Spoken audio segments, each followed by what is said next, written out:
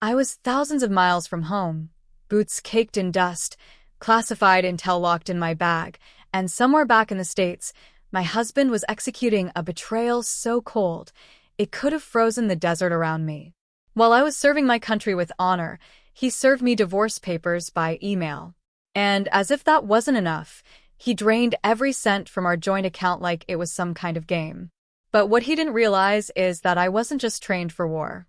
I was built for survival. And this time, I wasn't coming back to cry, I was coming back to fight. The screen was black. Then, that soft notification ping cut through the silence, casual, almost cheerful. It didn't match the war zone around me. I was curled up in my bunk, the kind of exhaustion that clings to your bones after a 16-hour shift. My fingers fumbled for my phone. 3:14, just past 3 a.m. I thought maybe it was a message from home. Maybe a meme. Something small to make me smile. But when I tapped the screen, everything froze. The subject line stopped my breath cold. It's over. Sorry. At first, I thought it was a mistake. Spam. A bad joke. But the sender? There was no mistaking it. My husband. 7 years. The man I married before my third deployment. The man who promised to hold down the fort. The man I still sent care packages to with socks and jerky and stupid little notes to make him laugh. The email was short, robotic, like a memo from HR. Elena, by the time you read this, I'll already be out of the house. I've filed for divorce. I didn't want to do this over email, but you made it impossible to talk. I've closed out our joint account. It's better this way. Take care. No phone call. No explanation. No warmth. Just a signature at the bottom, like he was closing a customer service ticket. I scrambled to log into our bank account, hands shaking. I already knew, but still I needed to see it. Balance, $0. It felt like the air had been punched out of my chest, not from an IED, not from gunfire, from something worse. Something personal. Something that knew exactly where to strike. There I was, alone in the dark, surrounded by sand, steel, and silence. Thousands of miles from the life I thought I was building. I held my phone to my chest. I didn't cry. Not yet. Soldiers aren't trained to cry. We're trained to survive. And right then, my survival instincts kicked in, not for combat, but for betrayal. I stepped outside the tent. The desert wind slapped me awake. I didn't say a word. I didn't need to. If someone looked in my eyes, they'd know. This wasn't the end of my story. It was the beginning of a reckoning. Because before the email, before the emptied account, before the cowardice, I was the one who kept others standing. I was born in a town so small the nearest traffic light was 10 miles out. My dad left when I was 11. My mom worked doubles. I learned early how to boil pasta, help my brother with his spelling words, and memorize math formulas before sunrise. I didn't complain. I handled things. By 17, I was volunteering at the VA. Not for college applications. I didn't even know if I could afford college. I went because someone needed to. The old vets liked me. I listened. I didn't flinch at the stuff they said that made grown men stare at the floor. When I enlisted at 19, no one was surprised. Elena's a fighter, they said. But they didn't know why I enlisted. It wasn't just for country. It was for stability, structure. A life where I didn't have to carry everything on my back with nothing in return. That's where I met Michael. He wasn't flashy, wasn't particularly ambitious, but he was steady, or so I thought. He made me laugh, called me Lenny, which I secretly loved. He said all the right things. I'll wait for you. Don't worry. I've got this side covered. Just come home safe. We got married before my third deployment. Courthouse. A photo. A whispered promise in the parking lot. I thought I was building something real. I sent half my paycheck home. Put him on my bank account. My insurance. My emergency contact. I gave him everything I never had growing up. Because I believed in that kind of love, the kind you come home to. I miss birthdays. Holidays. Even my best friend's funeral. Every time, he'd text. Don't worry, Lenny. You're doing something that matters. I'm proud of you. But now I wonder, was he ever proud? Or just patient, waiting until the balance was high enough and I was far enough away? Because what he did wasn't just betrayal. It was demolition. He didn't just leave. He erased me. But I don't break the way others do. I bend. I adapt. And when I get knocked down, I don't just get back up, I recalibrate. I didn't join to be a hero. I joined to survive. I married for a partner, not a thief. I earned every ounce of loyalty I gave, and I was paid back with abandonment by email. Still, I didn't beg. I didn't fold. What I did next, that's what turns heartbreak into a battle plan. But first came the fallout. I moved through the motions like a ghost with polished boots. Still on deployment. Still expected to lead, protect, show up, while everything inside me was burning. At first, I thought it had to be a mistake. A glitch at the bank. No way a man just drains an account and vanishes. No way he does it without a word. But within hours, I saw the truth. I texted. No reply. I called. Straight to voicemail. I reached out to his mom, the one I used to bake Christmas cookies with. Blocked. It was like someone pulled the curtain on my life and decided I didn't get to look through it anymore. Days passed. The war outside me kept going. And inside me, a new kind of war was starting. One that didn't wear a uniform. I started digging. First, the money. He hadn't just emptied our checking. He rerouted deposits. Changed passwords. Used my deployment as camouflage. He knew I couldn't fight this from overseas. He planned it. Then came the mail. I used a service that scans documents while I'm away. There it was, the divorce petition. Filed weeks ago. While I was still sending him letters. Letters with hand-drawn hearts in the margins. Stories about the stray dog I helped rescue. Photos from patrol. He was filing for divorce behind my back, while pretending to be too busy with work to reply. The dates don't lie. And then it got worse. A fellow soldier, who happened to be from a town near ours, pulled me aside during lunch. Hey, I didn't want to say anything, but there've been pictures of your husband with someone else. I wanted to shut it down. I wasn't here for drama, but part of me already knew. Because betrayal doesn't just sting. It rearranges you. But I looked, and it was all there. Photos. Posts. Comments. A woman tagged at what used to be our favorite bar. A selfie in her car. Captions like, when you know, red heart, posted 2 weeks before he sent that cold, sterile email. There was one photo that made me physically recoil. Him and her on the couch I paid for, arms wrapped around each other, with the dog I rescued curled at their feet like it belonged to them. And the comments? Heart emojis. Congratulations. So happy for you too. Finally found real love. As if I had never existed. I read it all from a metal bench in the middle of the desert. Dust in my throat. No privacy. No family. No one to call. I swallowed the scream. Bit down on the rage. It wasn't safe to feel it here. Not yet. Worse still, my access to lawyers was restricted. Overseas deployment complicates everything. Jurisdiction, timing, legal delays. The military doesn't exactly assign you a personal affairs concierge when your life implodes mid-tour. They told me to document everything and wait until you're stateside. As if this could wait. As if watching your life fall apart from 7,000 miles away was just a minor inconvenience you could file away in a folder somewhere. Back at base, no one really knew. I didn't talk. I didn't ask for time off. I showed up. Did my job. Led my team. But my eyes changed.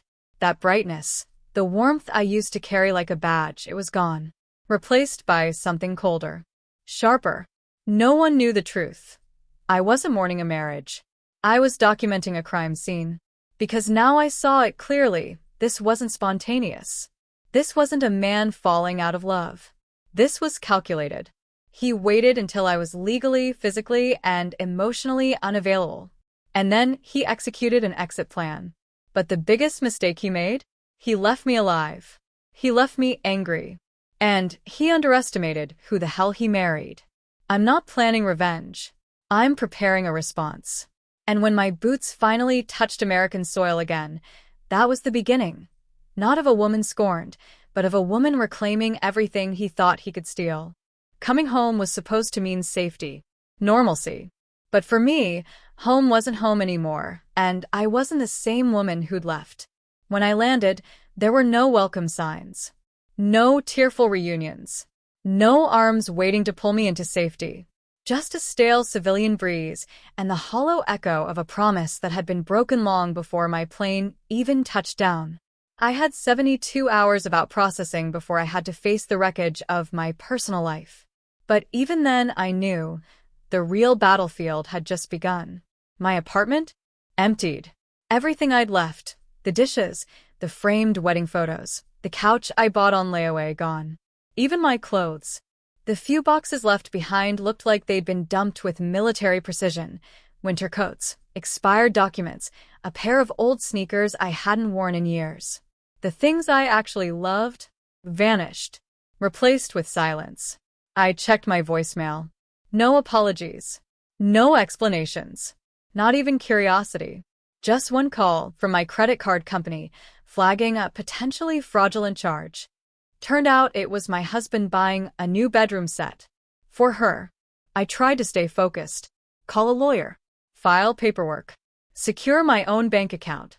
But everywhere I turned, I hit a wall, logistical, legal, emotional. And worse?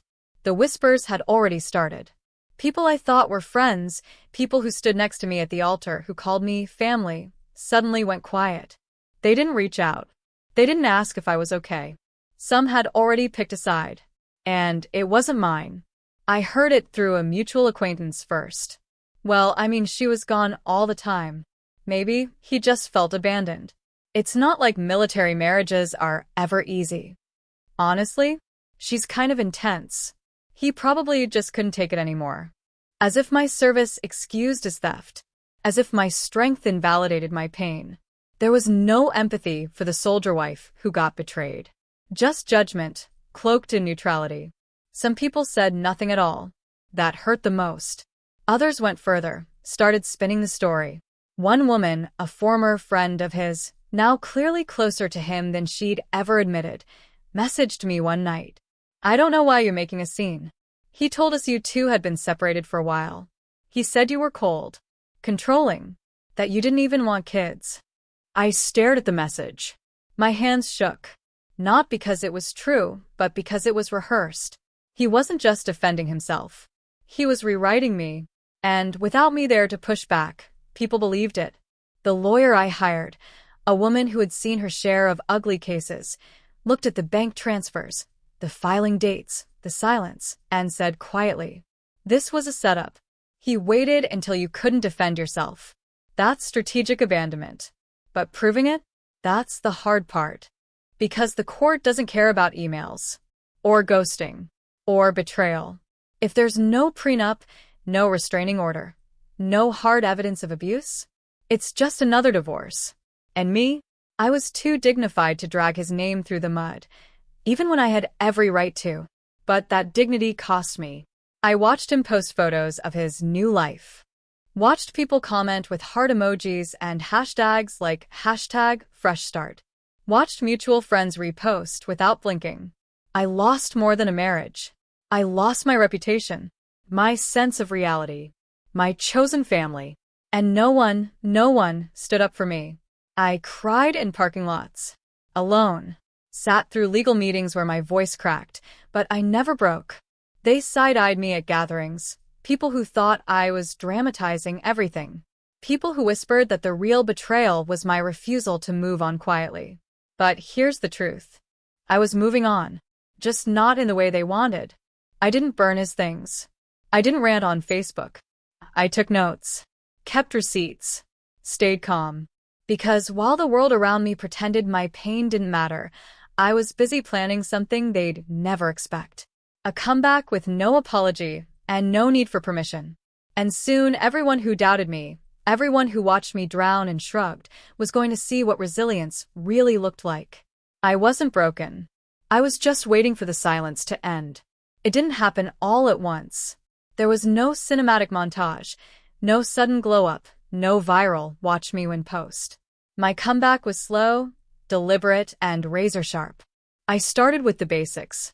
Not for him, for me. A new bank account. A new phone number. I changed my emergency contacts. Removed him from anything with my name on it.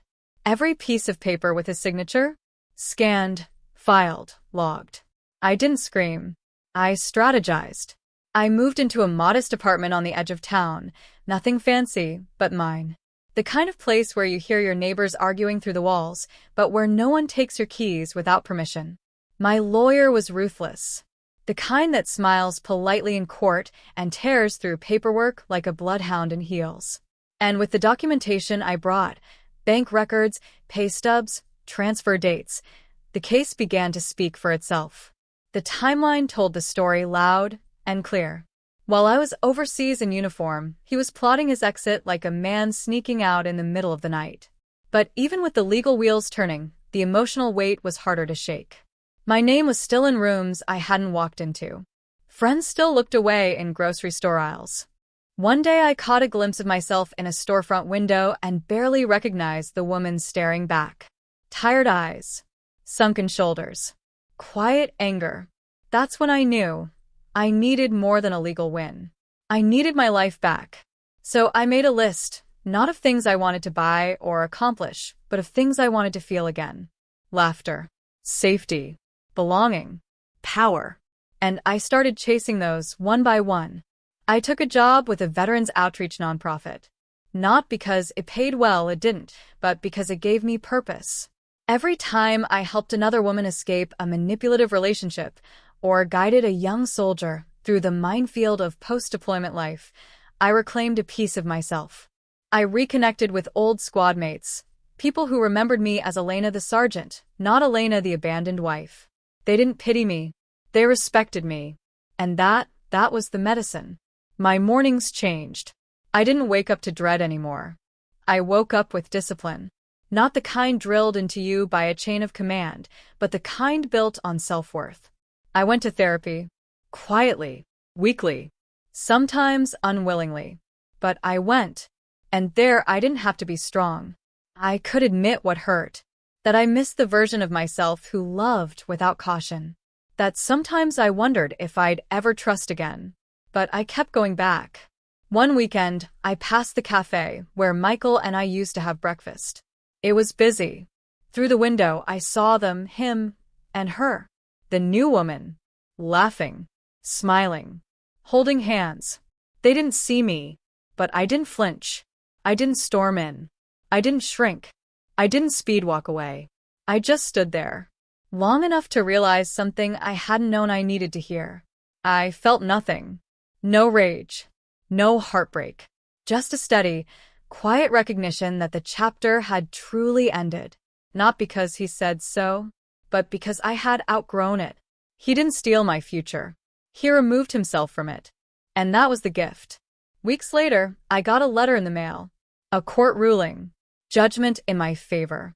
He was ordered to repay a portion of the funds he'd taken. Not everything, but enough to prove a point. The rest? Written off as the cost of trusting the wrong person. I didn't cry. I didn't celebrate. I made one final copy of the letter, filed it in a binder labeled closure, and slid it onto the shelf. My life didn't become perfect. I still have days when trust feels like a risk. But what changed, and what no one will ever take from me again, is how I see myself. I'm not just a survivor. I'm not just a woman wronged. I am a woman who walked through fire and came out on the other side holding the match. He thought I'd fall apart. That the email, the silence, the stolen savings, the public betrayal would bury me. That I'd shrink into obscurity, humiliated, shattered, too broken to fight back. But I wasn't designed to collapse. I was designed to rebuild. And what came next? He never saw it coming. It started with the job. That nonprofit didn't offer glamour. It offered grit. Late nights. Bare-bones funding. Veterans walking in with everything they owned in one backpack. I didn't flinch. I understood the language of trauma. I didn't offer canned sympathy. I offered clarity. The kind of truth only someone who'd lived through fire could give. My role expanded. First to coordinator. Then public speaker. Eventually I was traveling. speaking on panels about reintegration, about financial abuse in military marriages, about the invisible wounds of betrayal. And with every word I spoke, I rewrote my story on my terms. My voice doesn't tremble anymore. Not because I've stopped healing, but because I finally understand the power of being heard. For years, I was erased, silenced in rooms where my story should have mattered. But now? I'm writing myself back into the narrative.